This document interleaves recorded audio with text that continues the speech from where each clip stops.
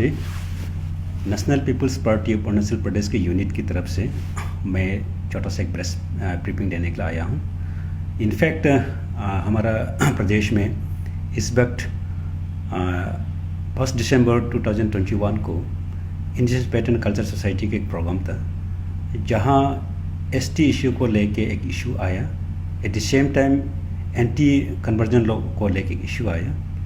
इस विषय में as a responsible political party मैं अपना एक स्टेटमेंट पार्टी के बिहाफ से देने आया हूँ। इनफैक्ट नेशनल पीपल्स पार्टी एक नेशनल पार्टी है और ये रीजनल एस्पिरेशन नेशनल आउटलुक की आइडियोलॉजी पे काम करते हैं। इनका वर्किंग प्रिंसिपल है कि नॉर्थ ईस्ट को one north east one voice बनाने का एक सपना रखता है। उस दिशा में जब कोई भी कम्युनिटीज़ या कोई भी रिलीजियस ग्रुप इस टाइप का कंट्रोवर्सीज आता है या इश्यूज आता है तो हमारे लिए बहुत बड़ा कंसर्न हो जाता है, क्योंकि हम चाहते हैं कि एंटर नॉर्थ ईस्ट को एक नॉर्थ ईस्ट में देखना चाहता है। तो ये जो इश्यूज बेसिकली उन्होंने जो उठाया, तो वो मुझे ऐसा लगता है कि कुछ हमारे बीच में गलतफहमी है। इनफैक्ट अरुणाचल प्रदेश या इंटर नॉर्थ ईस्ट में अब देखा जाने से कि क्रिश्चियन कम्युनिटी भी एक मेजर कम्युनिटी है, एक लार्जर ग्रुप है। और ये अभी से नहीं, बहुत सालों से क्रिश्चियनिटी नॉर्थ ईस्ट पे आए हैं और अरुणाचल प्रदेश में आए हैं। और इनका कंट्रीब्यूशन भी हमने देखा है कि स्पेशली पर्टिकुलरली अरुणाचल प्रदेश में जितना भी सोशल रिफॉर्मेशन अगर कोई रिलीजियस ग्रुप किया है बोलने से वो क्रिश्चियन कम्युनिटी है। एजुकेशन सेक्टर में देखो, आज जितना भी डॉक्टर और टेक्नोक्रेट्स अब दिखाई दे रहा है वो क्रिश्चियन कम्युनिटी का प्रोडक्ट है। ऑफकोर्स कुछ BKB एंड RK मिशन का भी प्रोडक्ट जरूर है। एट द सेम टाइम आज स्टेट में बहुत सा पॉलिटिकल लीडर्स जो मिलेगा, अच्छा लीडर्स, वो सब भी क्रिश्चियन कम्युनिटी का प्रोडक्ट है। और बहुत सा मेडिकल केसेस में आप देखिएगा बहुत सा गरीब लोग का लाइफ उन्होंने सेवा किया है। हमारा यहाँ जो चर्च में जो मॉरल टॉट्स सिखाया जाता है उससे काफ़ी आदमी का लाइफ में एक रिफॉर्मेशन आके अपना फैमिली में पीस एंड ट्रैंक्विलिटी वो इस्टेब्लिश कर पा रहा है। इवन हमारा सोसाइटी में भी एक समय ऐसा था कि हमारा सोसाइटी के लोग काफ़ी इमोरल रहता था, वो काफ़ी अल्कोहल लेता था। तो ये सब बैड हैबिट्स को भी, स्मोकिंग, अल्कोहल, इवन ड्रग्स को लेके भी क्रिश्चियनिटी कम्युनिटी का काफ़ी रोल रहा, जहाँ रिफॉर्मेशन लाया। ऐसे कि सोसाइटी में एक पॉजिटिव चेंजेस लाने में क्रिश्चियन कम्युनिटी का काफ़ी योगदान है। एट द सेम टाइम आज तक अरुणाचल प्रदेश में जो क्रिश्चियन कम्युनिटी है वो किसी भी रिलीजन से इंडिजिनस पैटर्न कल्चर बोला जैसे डोनी फॉलो रिलीजन हो या बुद्धिस्ट रिलीजन हो या हिंदू रिलीजन हो या फिर यहाँ जो इवन जो मुस्लिम कम्युनिटीज़ अरुणाचल में है उनका खिलाफ ऑर्गेनाइज वे में करते हुए कुछ आज तक एविडेंस या इंसिडेंट हमें नहीं मिला है।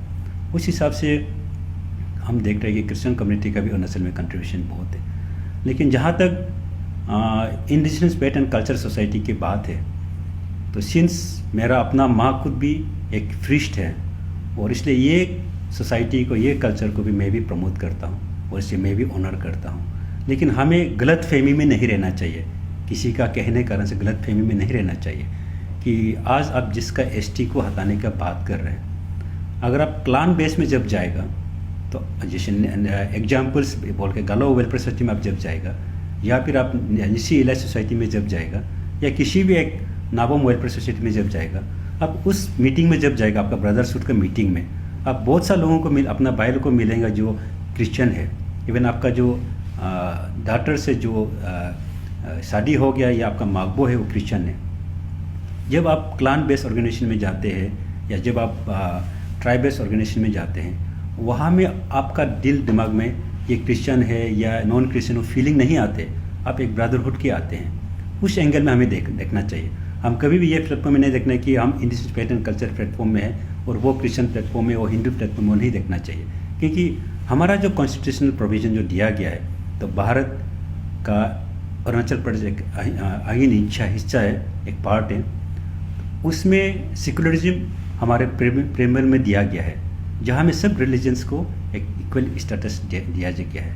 एट द सेम टाइम जो फंडामेंटल राइट दिया गया है उसमें right to freedom of religion and freedom of culture and education right दिया गया है, उस हिसाब से देखा जाने से भी लीगलिटी इसमें कहीं लूफहोल हमको दिखाई नहीं देता है। उस बेसिस में जो भी हमारा इंडियन पैटर्न कल्चर सोसाइटी के लीडर्स हो सकता है अपना व्यक्तिगत तौर पे ये स्टेटमेंट दे रहा होगा, लेकिन मुझे लगता है कि एक रेस्पॉन्सिबल ऑर्गेनाइजेशन में रहने के कारण से इस टाइप का जो गलत प्रोपोगेंडा है जिससे स्टेट डिवीजन हो सकता है, जिससे स्टेट में एक कम्युनल टेंस क्रिएट हो सकता है, ऐसा से not only Indian pattern culture society, even other जो रिलीजियस ग्रुप है, इवन क्रिश्चियनिटी या हिंदू या बुद्धिस्ट, वो भी हमेशा अपने आप को डिस्टेंस मेंटेन करना चाहिए, क्योंकि आफ्टर ऑल हमें पीस चाहिए, क्योंकि हर रिलीजन्स हमेशा पीस का बात करता है, हर रिलीजन्स हमेशा प्यार का बात करता है। सो हमें जो प्रोपोगेंडा करना है थ्रू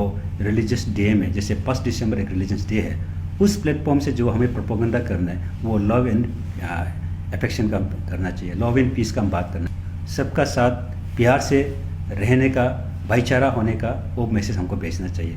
ऐसा कि नहीं कि उस रिलीजियस डे में हम रैली निकले, धरना बैठे, किसी के खिलाफ एसटी को हटाने का बात करें, ये मेरा हिसाब से एक रिलीजियस सिखाया नहीं जाता है। इसलिए मेरा जो अपील रहेगा पर्टिकुलरली जो इंडियन पैटर्न कल्चर लीडर्स को, कि आप थोड़ा सा रिट्रोस्पेक्ट कर लीजिए, करके जो चीज़ अगर गलत लगता है उस चीज़ को प्रैक्टिस मत कीजिए।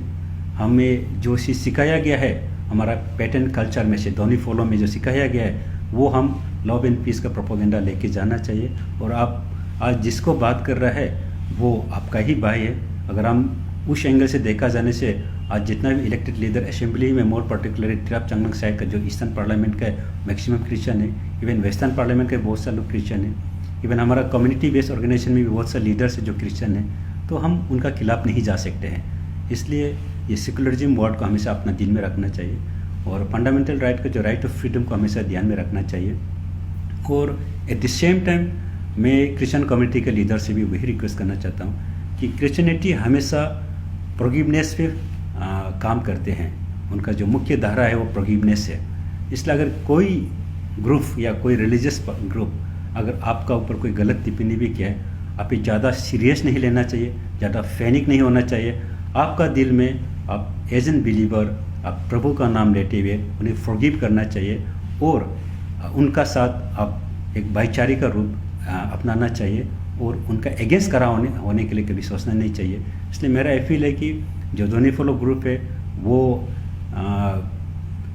लव एंड पीस का बात करना चाहिए, भाईचारा का बात करना चाहिए। एट द सेम टाइम जो क्रिश्चियन कम्युनिटीज़ है वो फॉरगिवनेस का बात करना चाहिए और लव प्रिवेल होना चाहिए अरुणाचल प्रदेश में, जहां हमें इस टाइप का इश्यूज़ को फर्दर आगे नहीं बढ़ाना चाहिए। वही मेरा अपील है। Thank you. NPP general secretary होने के साथ साथ फॉर्मर एमएलए भी हैं सर, आपने असेंबली में रिप्रेजेंट किया है, असेंबली में डिस्कशन भी किया है सर, तो क्या ये मुमकिन है कि ये जो डिमांड्स है जो इंडियन फ्रेंड ग्रुप का जो डिमांड है कि जो एसटी स्टेटस है, चाहे वो क्रिश्चियन हो या चाहे जो भी कन्वर्टेड जो लोग है इंडियन लोग, उनका एसटी को कैंसिल कर दिया जाए या डिलीज कर दिया जाए, क्या ये मुमकिन है और ऐसा सोच क्यों आ रहा है? आप उसका कुछ बोलना चाहेगा? बीइंग एन फॉर्मर लेजिस्लेटर्स, जहाँ तक लीगलिटी का जो बात करता है, तो मेरा हिसाब से आप देखिए एसटी से जो क्रिश्चियनिटी बना है वो सिर्फ अरुणाचल प्रदेश में नहीं है। आप ये है साउथ में जाएगा आप मिलेगा, आप आंध्र प्रदेश में जाने से मिलेगा, आप मेघालय जाएगा तो 90% 100% आपको क्रिश्चियन मिलेगा। नागालैंड जहाँ एसटी स्टेट है वहाँ में 100% क्रिश्चियन है। मिजोरम जाएगा तो आप 100% क्रिश्चियन मिलेगा, वो सिर्फ एसटी है। तो उस हिसाब से सेम वे में अरुणाचल में भी क्रिश्चियन है ज़रूर, लेकिन वो एसटी है। तो एसटी का जो डिफिनेशन है वो आप क्लियरली जानना चाहिए। यूजुअली इसको हम डिफाइन करते हैं a group of peoples economically and socially backward class living in a isolated geographical region with similar tradition and culture. तो यहाँ पेट जरा वर्ड नहीं आते हैं, रिलीजियस वर्ड नहीं आते, उसे हमें क्लियर करना चाहिए। यहाँ जो डिफिनेशन डिफाइन किया है वो socially backward, economically poor, geographical terms आएगा, फिर आपका सिमिलर कल्चर एंड प्रैक्टिसेस वो आते हैं। तो उस हिसाब से इसमें फेथ वर्ड नहीं आते, रिलीजन वर्ड नहीं आते, तो हमें कंफ्यूज नहीं होना चाहिए। तो उस हिसाब से देखा जाने से, और इवन जो सुप्रीम कोर्ट का रूल्स बहुत लोग यहाँ सर्कुलेट किया गया है, उसी हिसाब से देखा जाने से आप लीगली ये पॉसिबल नहीं है। और ये आवाज़ क्यों आ रहा है आपका इस दौर सेकेंड क्वेश्चन से, इस पर मैं यही कहूँगा कि हमारा जो Indian faith and culture society के लीडर्स है या बिलीवर्स है, वो लोग यूजुअली इनोसेंट है, they are very good peoples. हाँ, ऑफ कोर्स हो सकता है कि ऐसा लास्ट सो मेनी ईयर्स से अरुणाचल में क्रिश्चियन भी पीसफुली को एग्जिस्ट कर रहे हैं ब्रदरहुड का साथ, even the faith and culture society भी ब्रदरहुड के साथ को एग्जिस्ट कर रहे हैं, इवन अदर ग्रुप यहाँ हिंदू भी है, बुद्धिस्ट भी है, आपस में कभी इश्यूज नहीं आया। सिर्फ ये फर्स्ट टाइम ऐसे इश्यूज आ रहा है अरुणाचल प्रदेश में, जो अच्छा बात नहीं है। हो सकता है इसमें एक्सटर्नल फोर्स रहता होगा जिसका कारण से उन्हें बोलने के लिए मजबूर किया जा रहा होगा। तो मेरा मानना है कि जो भी लीडर्स हैं वो अपना आप में कन्फ्यूज़न होना चाहिए, क्या सही है क्या गलत है, उस चीज़ को जान के समाज को आगे ले जाना चाहिए। ऐसा कदम नहीं उठाना चाहिए जहाँ समाज में अपना भाई भाई बंटवारा हो जाए। सर, काफ़ी स्टेट में काफ़ी पॉलिटिकल पार्टीज है सर, लेकिन वो सब इस वक्त किसी ने भी ऐसा अब फ्रंट में आके किसी ने भी कुछ क्लैरिफिकेशन या फिर सजेशन नहीं दे।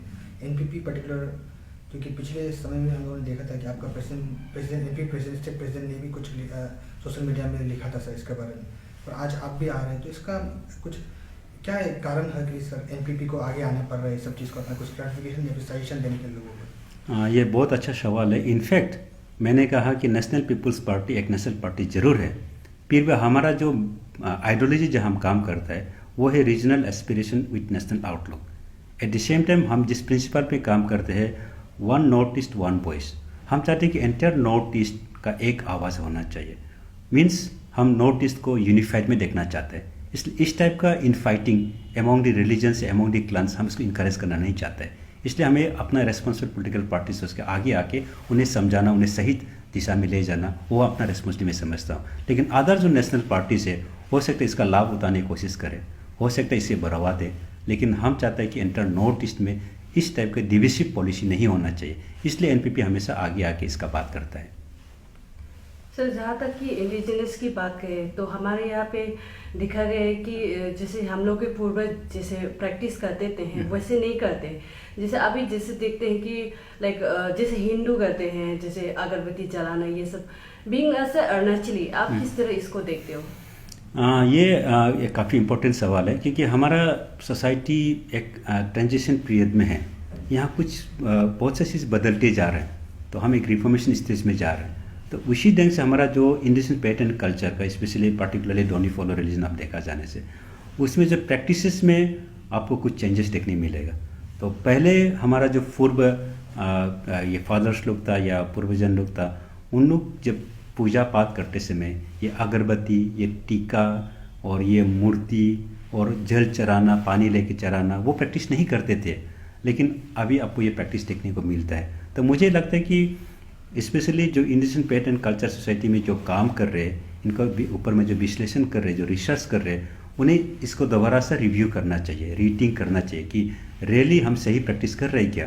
क्योंकि चेंजेस, ऐसा चेंजेस लाना चाहिए कि जो चेंजेस नेगेटिव ना हो और वो चेंजेस अपना जो आइडेंटिटी को ना बदले। तो मुझे ऐसा लगता है कि इस पर हमें दोबारा सोचना चाहिए, क्योंकि कहीं ना कहीं इसमें रीटिंग करने का स्टेज ज़रूर है, मुझे ऐसा लगता है। जहाँ तक कि ग्रुप ऑफ पीपल का कहना है कि जो एंटी कन्वर्जन लॉ है उनका हिसाब से जो कन्वर्ट करते हैं, या हिंदू में करो या फिर क्रिश्चियन में करो, उनको मतलब एसटी का स्टेटस नहीं देना चाहिए। तो इस पे आपका क्या टेक है?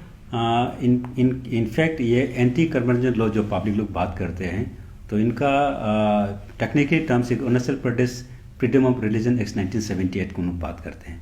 तो ये जो एक्ट है ये इनफैक्ट एक यूनिवर्सल लॉ है।